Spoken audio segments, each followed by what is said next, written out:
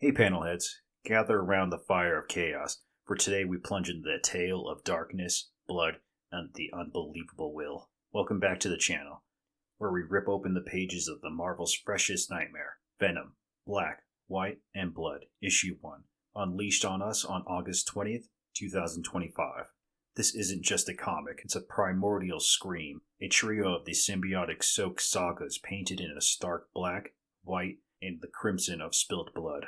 We witness a more raw, untamed Venom, ready for the bold and the brave, and the broken. So sharpen your claws, let the shadows take hold, and let's stalk through this beast together. In this anthology, 3 tales weave the legend of Eddie Brock and his other, the symbiote that makes them Venom. A creature of vengeance, a guardian of the damned, a soul teetering on the edge of damnation. The art? It's a stark, brutal dance of ink and blood, where every panel claws at your eyes, and the red bursts like a heartbeat in the void.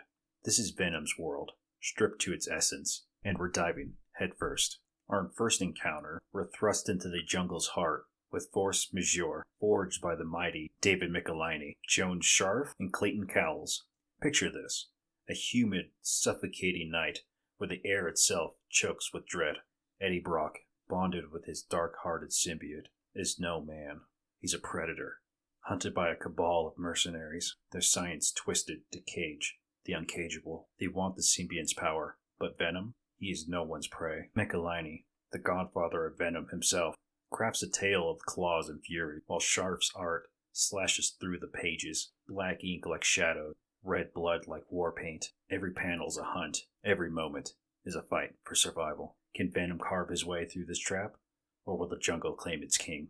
Then we see the saga shifts over to Sweet Will Be the Flower, spun by Ryan North, Kreese Lee, Andreas Mosa, and again Clayton Cowles. Imagine a city street, cold and unforgiving, where a teenager's cries echoes against the concrete. Venom, the lethal protector, hears that call. This isn't about justice. It's personal. A tragedy unfolds, and Eddie's heart, battered but beating, drives him to act.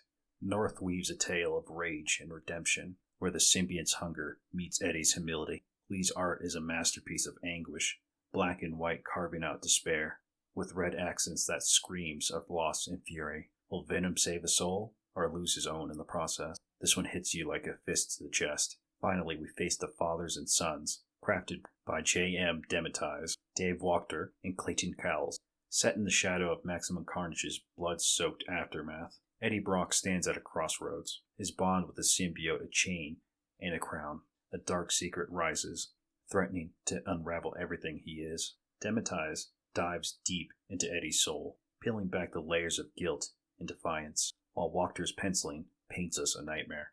Black ink like a void, red like sins that won't wash away. This is Venom at his most human, the most monstrous, wrestling with the truths that could break him. Will he rise? Or will the darkness claim him forever? This issue is a trial by fire, panelheads, a forging of Venom's mythos through blood and shadow. The black white in art, with its crimson pulses, feel like a fever dream.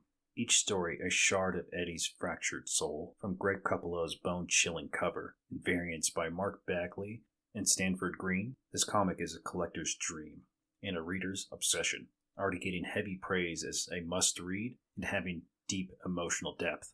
Definitely one to add to your guys' comic book collection. So what do you say, panelheads? Will you join Venom in this black and white inferno? Grab Venom, Black, White, and Blood, Issue 1, at your local store, or digitally, and let its claws sink in. Drop your thoughts in the comments down below. Which one of these 3 tales left you shaking? Smash that like button, subscribe, and hit that bell as we circle back to Issue 2 to keep the saga alive. Until then, panelheads, embrace your ether, and let's keep tearing through these pages.